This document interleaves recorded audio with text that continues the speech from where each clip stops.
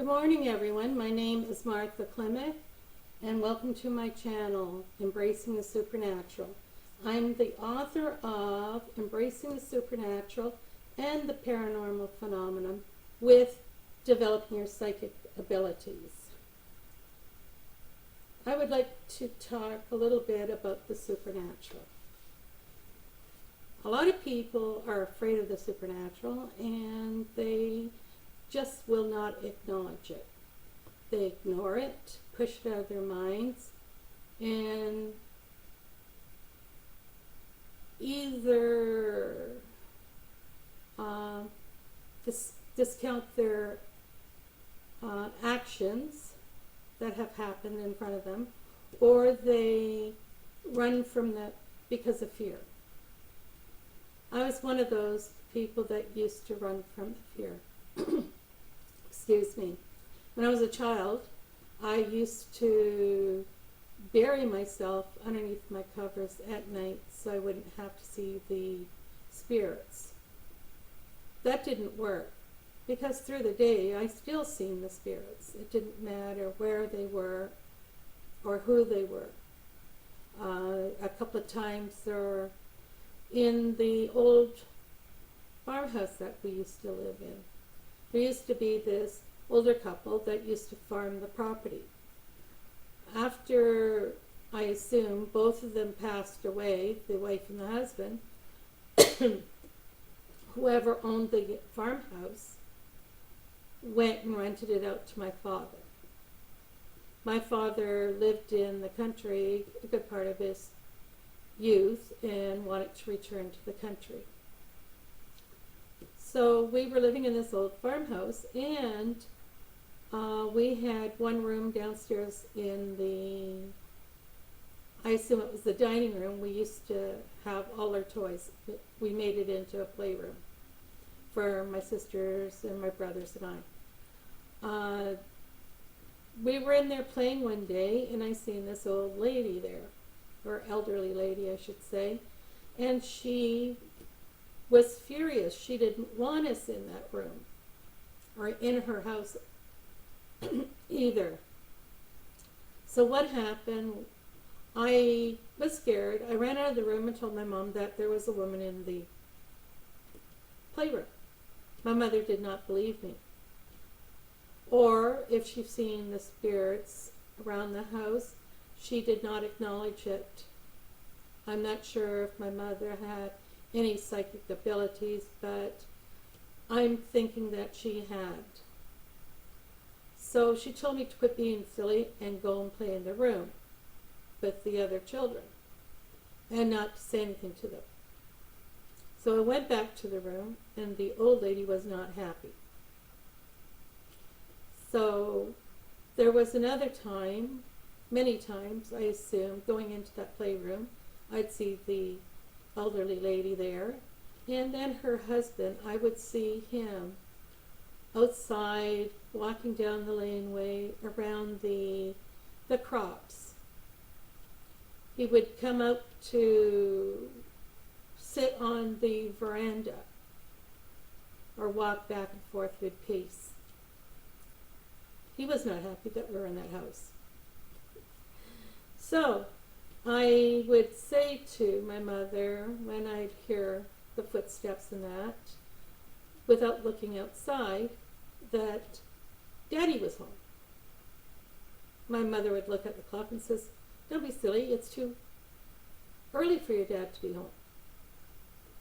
Well, who's making this noise? So I would run out to the door, look out the window of the door or the window that was beside the door.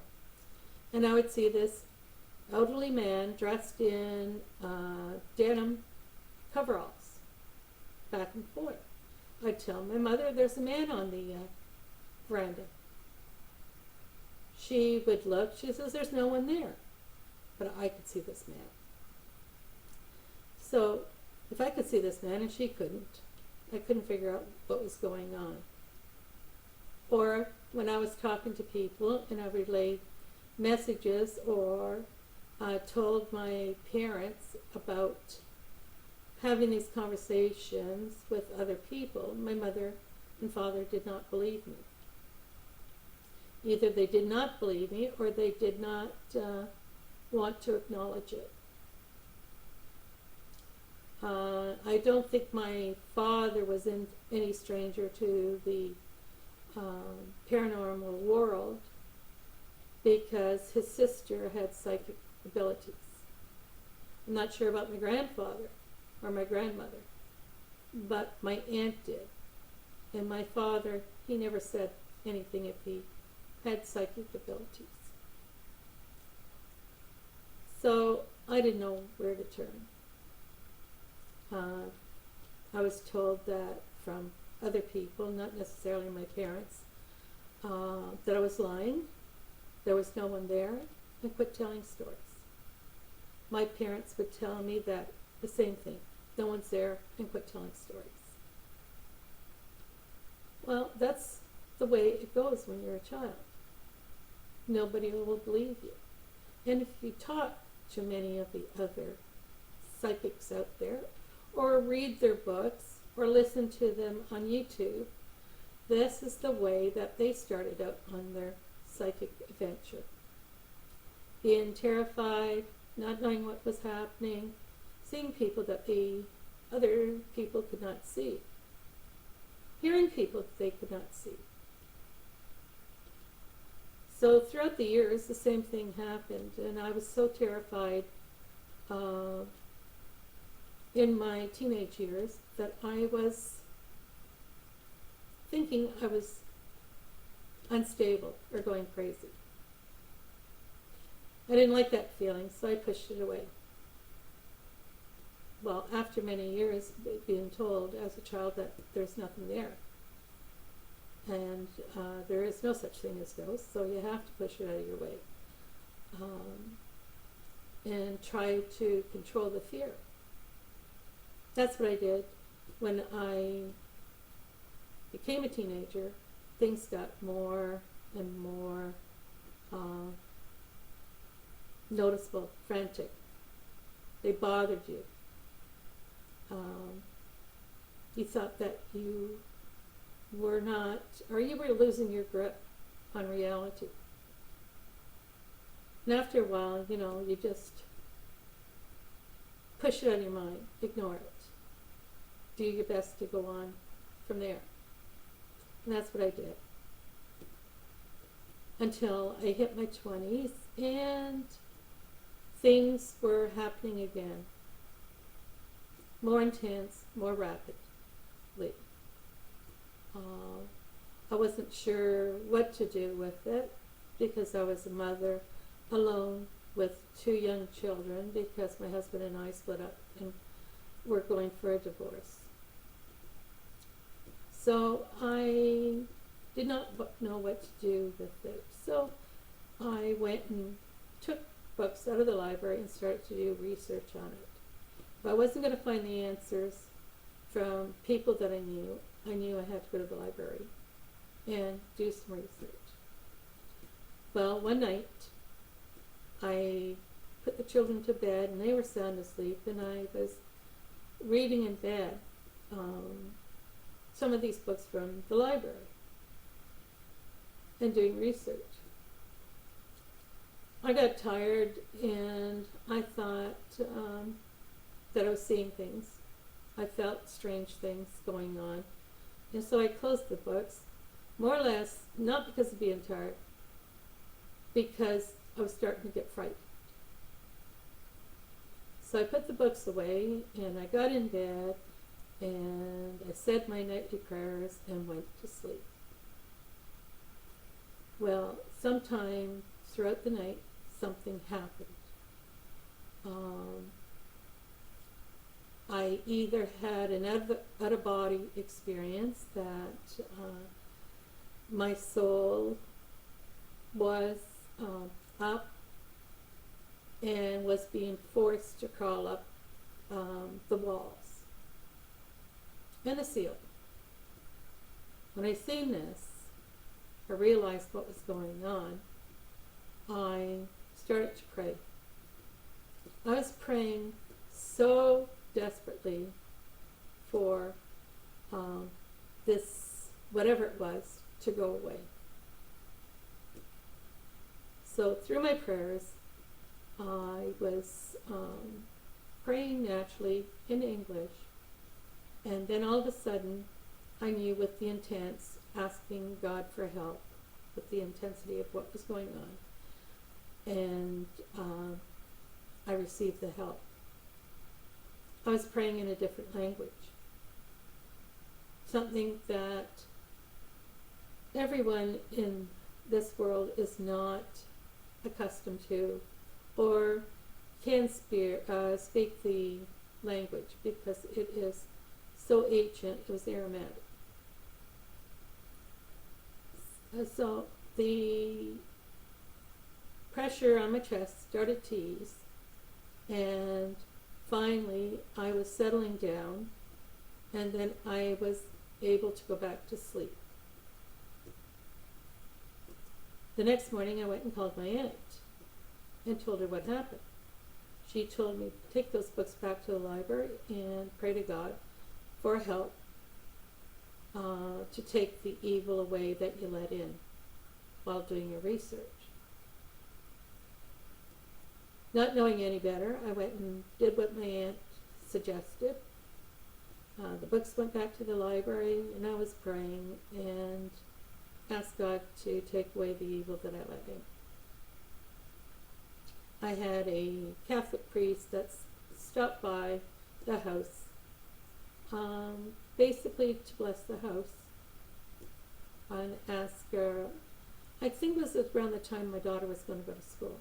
And since it was a Catholic school, the priest made a visit to the house. Whether it was common or uncommon, I have no idea.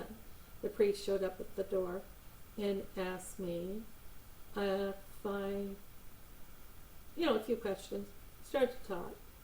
And I was talking to him about, or I asked the priest in, and I started talking to him about what had happened. And the priest told me that it's not possible. But he blessed the house for me. He blessed the house either out of trying to put my mind at ease, or he blessed the house because I asked him to bless the house. So after the priest left, the house felt much quieter. But after that, when I was getting ready to move out of the house to move to another place, I was talking to someone in the neighborhood. And I don't think it was the immediate neighbors right next door or in front of me. I think it was someone else. And they told me that there was a murder that had happened in that house, which I had not known. But I always felt that there was a presence in that house, no matter what. My grandfather used to stand at my bedroom door every night. And I would look up and I'd see my grandfather. I knew it was my grandfather because he looked exactly like my grandfather. And one night he just told me, when I asked him, "What are you doing here?" He said, "I'm here to protect you." I said, "Thank you, Grandpa. You're welcome to stay." So my grandfather stayed with me a good number of years, protecting me and my children from whatever was lurking in the spiritual world. Not necessarily spiritual world, it would be the ghost existing on the physical plane with us and protecting me from harm. I believe that because I see my grandfather often. I think almost every night, if I woke up in the middle of the night and I looked in the doorway, my grandfather was standing there. I had a rocking chair my grandfather owned before he passed away, and that rocking chair would be seen rocking on its own with nobody in the living room. The children were not in the living room at the time, and I would see this rocking chair rock, thinking that it was my grandfather rocking in his rocking chair, so it didn't bother me. But when you'd pass the doorway and you'd see the rocking chair rock, you'd automatically take a second glance to make sure that you were seeing correctly. Many times the children would be playing in the living room, and that's where I kept some of their toys, in the living room, so they could play where I could keep an eye on them. Well, the children would be taking their toys up to the rocking chair and standing there as if they were handing their toys. They raised their toys to the rocking chair, further up on the rocking chair, as if to put it in the hand of a person. I've seen this quite a few times, and I knew my grandfather was there, so I wasn't concerned. But when I first moved into the house, there was such a heavy, dark, evil presence that I felt. That is one of the reasons why I had the priest, or a priest from the parish, come in and bless the house a few times. That would quiet the house for a while, but then of course it would start up again. For whatever reason, I have no idea. It would start up all over again. So I imagine there's many people out there that do have the same or similar circumstances that they never acknowledged or would not tell other people about them for the fear that people would think that they were not mentally stable. And their friends would probably just, okay, there's something wrong with this person. I don't think I want to hang around with them. Unless the person or other people had similar circumstances and they would try to talk about it or talk it out. But in those days, in the 70s, you did not have many people that you could turn to and talk about this stuff. It was all hush-hush. It was a taboo subject. Like the priest telling me that it's not possible. And basically, he told me it was the work of the devil. Well, of course, being Catholic and having the priest there and say it's the work of the devil, not to partake in anything, not to believe in it, because basically, I don't know why the priest told me that it's not possible, but maybe that was for my benefit, to make sure that the signs or the events were just all in my mind. I am going to try to come back and make some more videos soon, but this summer was kind of rough. Was fighting an infection, an internal infection for a couple of months, and being put on and off antibiotics for a good part of the summer. The antibiotics was making me feel really ill, that I had to take Gravol. And just recently, I had eye surgery. It's just over a week, and I'm starting to be able to see better now. So I hope you watched my video. I hope it resonates for some people. I would like people to contact me through my website, marthaklimek.com, or my Gmail address. It'll lead you to my Gmail address, and leave me um, an email if you would like to share your story. I am doing research for my second book. My second book is almost done. I'm up to about 52,000 words. It needs editing, and I have to decide what else I'm going to put into the book. Maybe I'm leaving this room, I'm not sure at the moment, for people who would like to share their stories, and I could put their stories in my book for other people to read and understand what's going on in their life.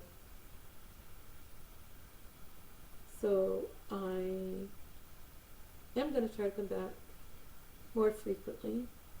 It's just that I have to be feeling well enough, and I need a quiet time at home to be able to do a video. So thank you very much for watching my video. Please stay tuned and have a good day.